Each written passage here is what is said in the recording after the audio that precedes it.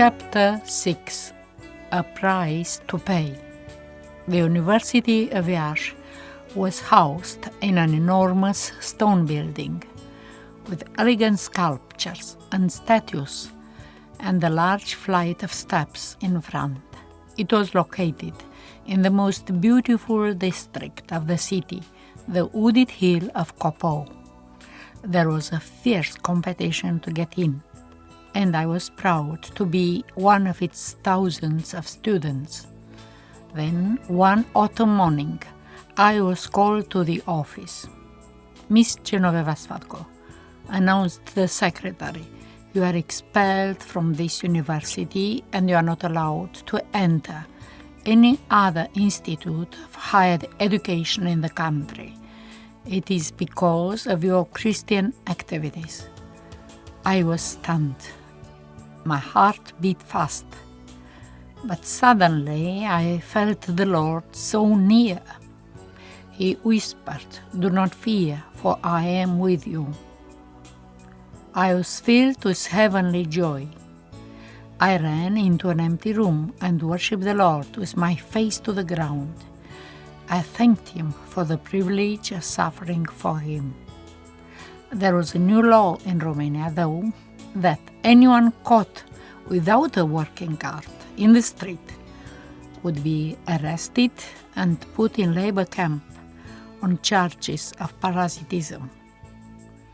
I applied for jobs as an English-speaking guide at the tourist office and as a translator at the Institute of Medicine and Pharmacy, but my applications were rejected.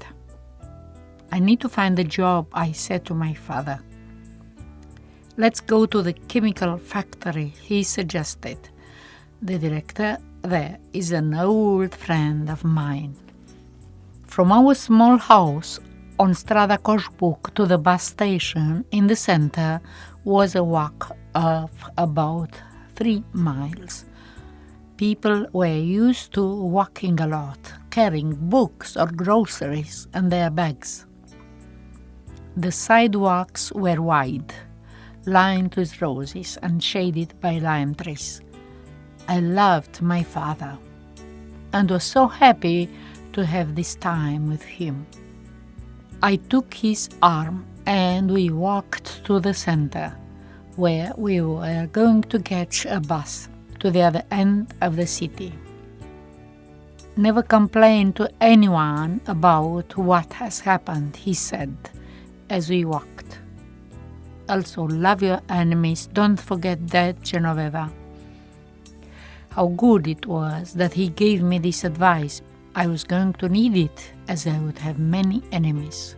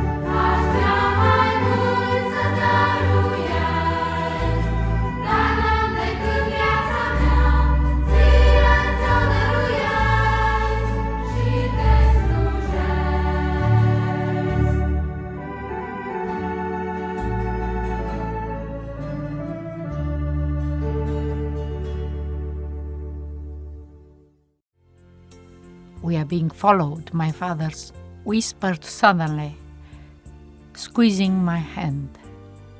I turned around discreetly and caught a glimpse of the man. We got on the bus, and so did he. The bus traveled by the Palace of Culture along the Bachlui River and past hundreds of apartment blocks. Soon we were out of the town and got off.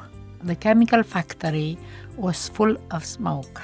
I didn't like the smell, the grey walls and the abandoned area around it. But that was not important. All I wanted was a job and the security of having a working cart. When my father and the director of the factory met, they hugged each other many times, smiling and joking. I could see that the director liked my father, and I hoped that he would help me. I filled out the application form, but soon the same man came back to us without a smile. They say your daughter tried to help a Christian in prison or something like that. She is blacklisted. I cannot hire her. There was a botanical garden, 5 minutes walk up the street from my house, and I decided I would apply for a job there. It was a beautiful place with many walnut trees and weeping willows. There were also exotic plants in greenhouses and all sorts of flowers and bushes outside. They needed manual workers, and I would have loved to be one of them. I knocked at the door of the director's office. "Come in." I entered an expensive room with a Persian carpet on the floor. The director, a middle-aged man in an elegant suit, was a professor of horticulture at the institute up the road. "Can you give me a job?" I asked. He looked at me. "Well, it is true that we badly need manual workers. Would you be ready to dig holes for flowers and trees?" "Yes, anything." "Fill out this form. I will hire you," he said. In 3 days, I was back in his office to start my new job. The same well-dressed man received me in the same office. I was informed that you make converts to Jesus Christ in villages and hospitals. I would not be allowed to hire you even if I wanted to, but I would gladly give you some money if you could teach me English. "Thank you very much, but I need a working cart. The police have already stopped me and asked me for it twice. I'm in danger of being sent to a labor camp." I tried several other places, but the response was always the same. There was a sister in Nash called Maria Lazar, who was a secret Christian. She had a deep prayer life and could encourage many. I went to see her. "I have been praying for you," she said as I entered her apartment. "The Lord told me in a dream that He would give you a job next Sunday."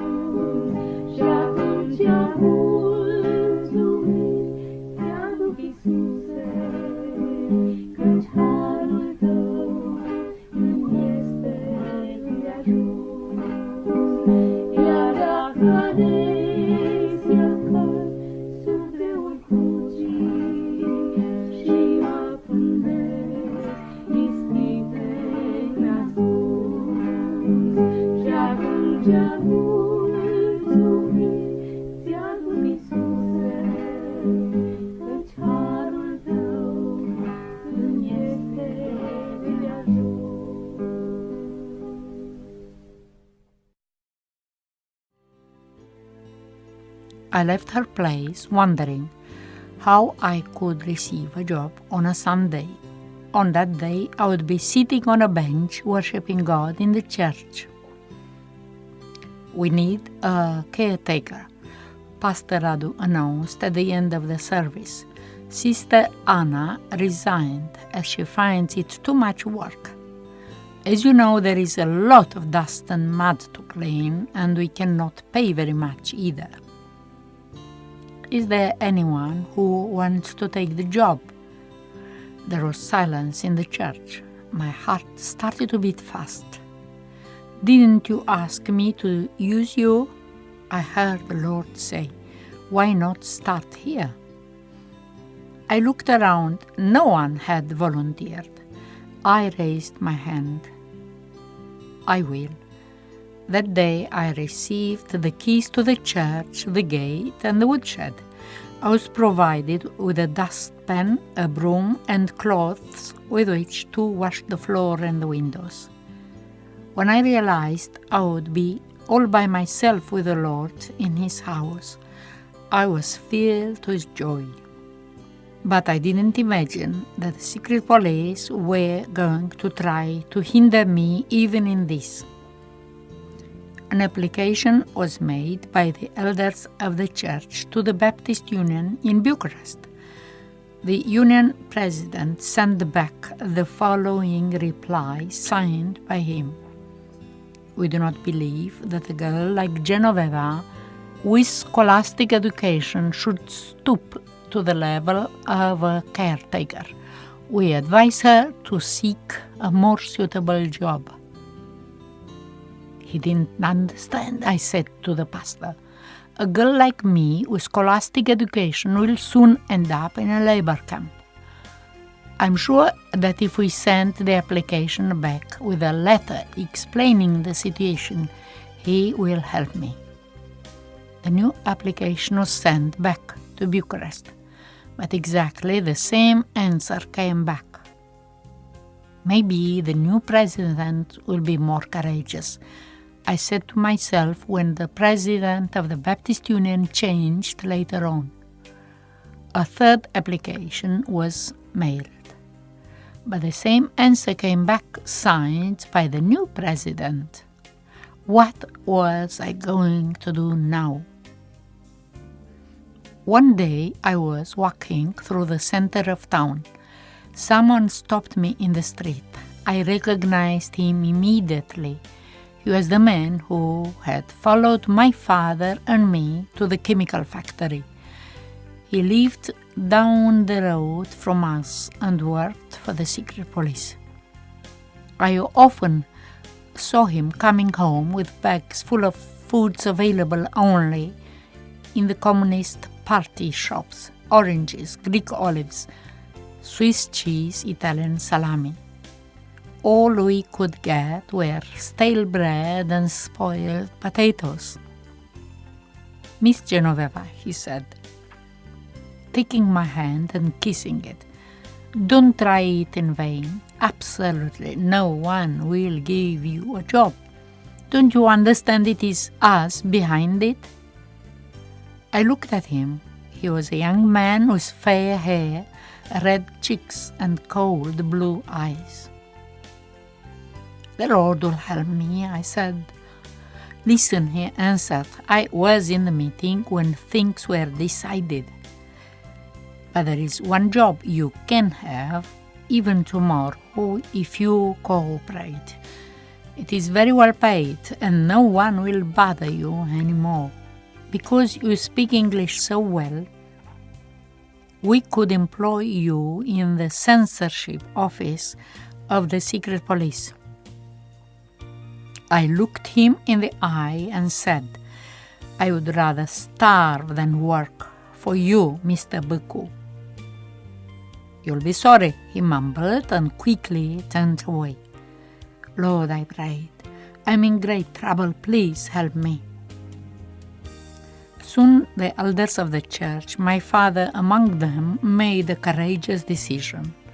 They typed out a paper that said, "We, the elders of the Baptist Church, hire Genovieva as a daily caretaker. She will be here 4 hours a day to clean and to open and close the doors. This paper is signed by us, the elders, and stamped with a church stamp."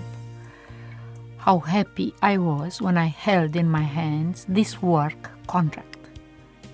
As long as I was in the church, this paper protected me from being taken to labor camp. But was it going to cover me in the streets as well? Soon I was going to find out.